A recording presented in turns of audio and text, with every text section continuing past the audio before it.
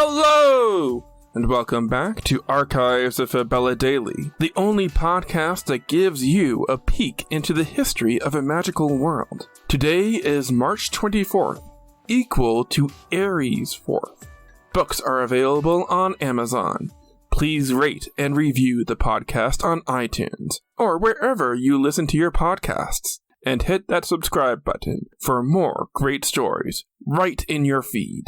March 1742 saw Denmark conclude a treaty of friendship with France, a day after the expiration of its 1739 treaty with Great Britain, and the Verendrye brothers take possession of South Dakota in the name of the King of France. But in the magical world of Fabella, amidst a revolution against an international superpower, the smallest member of a village caused her entire town to vanish.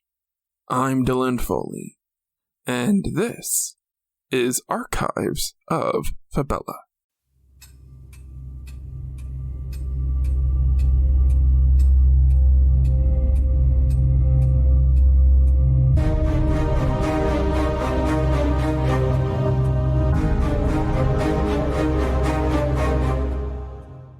Beyond our world, there is love.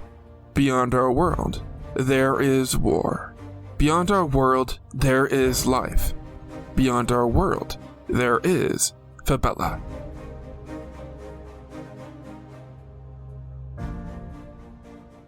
Aries 4th, 5742 FY, Fabella year, equal to March 24th, 1742 AD, Earth year. Fabella is the same size as Earth. If you were to lay a map of Earth over this wonderful mystic world, the country of Canada would fall directly over the nation of Laxaria.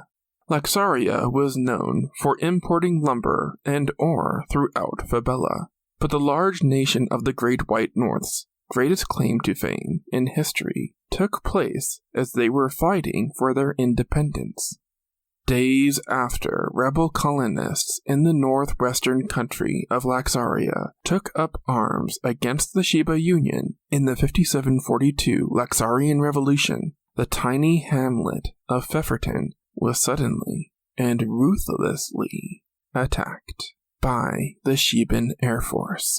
Colonial air forces in Fabella were made up entirely of flying mounts like dragons, pegasuses, peritons, and griffins. It was the preferred mode for waging large-scale war, and the military run by the devious Sheba Union had the largest air force of the period to induce dread and fear in rebel towns across Laxaria. Pfefferton was a small village homestead community with a modest amount of Laxarian rebels. The message sent by the Sheba Union was abundantly clear. Pfefferton was a warning. More towns might be turned to ash if the colonists don't give up the rebellion and retreat. Colonial villages all over Laxaria were in fear for their lives. Many of the male folk have gone off to fight, leaving these towns populated by mothers and their children. Citizens of the Laxarian town of Chesterburg believed that they might be attacked next and needed to figure out a way to defend themselves. Not many of them knew magic, leaving them grossly unprepared should an assault on the town be launched by the rival Sheba Union. Entic witch Ella Penner volunteered to take up the challenge of protecting Chesterburg. Her valiant efforts were laughed off by much of the populace. As with all entics, Ella was a small, bug-like, 3-foot-nothing, blue-skinned halfling with a pair of glowing antennae. She only escaped slavery due to her talent for magic. The entire town regarded her as nothing more than an insignificant little bug. Despite the way she was reviled by the town, good Ella was a student of the gospel and knew that she must step up and use her power to preserve her home because it was the right thing to do.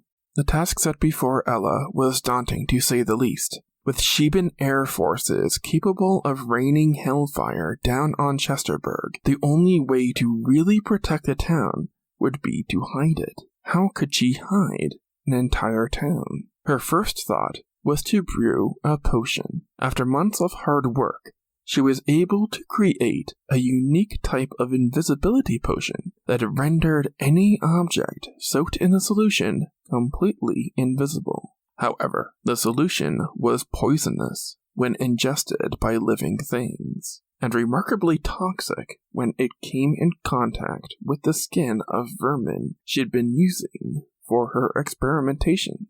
Late at night, on Aries 4th, when Ella reached into the cage to retrieve a rat, the animal bit her on the finger. Ella reeled back from the bite so much that she knocked over the cauldron containing the invisibility potion, spilling the contents all over a blanket. As with all the other objects Ella had soaked in the invisibility potion, the blanket became invisible. Then an idea began to take shape. She soaked her bedsheets in the invisibility potion. Once dry, she used a set of poles to suspend the bedsheets directly over her little cottage. Lo and behold, the bedsheets rendered her cottage completely invisible. Anybody flying above her saw only a patch of green grass. Ella Penner had just invented invisible material. In its raw, early state, the invisibility potion caused fabric to degrade after 3 days. Holes would form in the sheets, exposing the hidden cottages and people underneath. Still, it was better than nothing, and this was a major achievement in the history of magic. It took Ella time to convince the townfolk of Chesterburg to erect what basically amounted to a tent over the entire village. But after the Shiba Union military attacked another Laxarian town, the people of Chesterburg had no other option. It was do or die. All around the town, mothers grabbed all the bedsheets, blankets, tarp, and animal hide they could muster. Some even went so far as to tear off their skirts and wear their husbands' pants or knickers for bottoms, so they could use the dress fabric to protect their home. Ella led her neighbors in soaking their sheets and linen in the invisibility potion. A blanket fort of sorts covered the town just in time for the Shiba Union Air Force to appear on the horizon. Everyone huddled underneath the invisible material over their homes and their families, holding their breath. To everyone's tremendous shock and relief, the Shiba Union Air Force passed directly over Chesterburg on their airships and flying mounts. The village was saved. As soon as she could, Ella sent word to the Laxarian rebel troops by ferry post. The invisibility potion was used to soak clothing and objects, leading to invisibility cloaks that were adopted by the Laxarian military for use in the revolution. Ella Penner's invisibility potion was credited with helping the Laxarians win their independence from the Shiba Union. Ella Penner used the acclaim from her work to advocate for the abolishment of slavery. By the time she died, slavery in Laxaria had been formally abolished. Ella Penner was hailed as a celebrated heroine by the entic people and halfling community worldwide, with her birthday becoming a national holiday.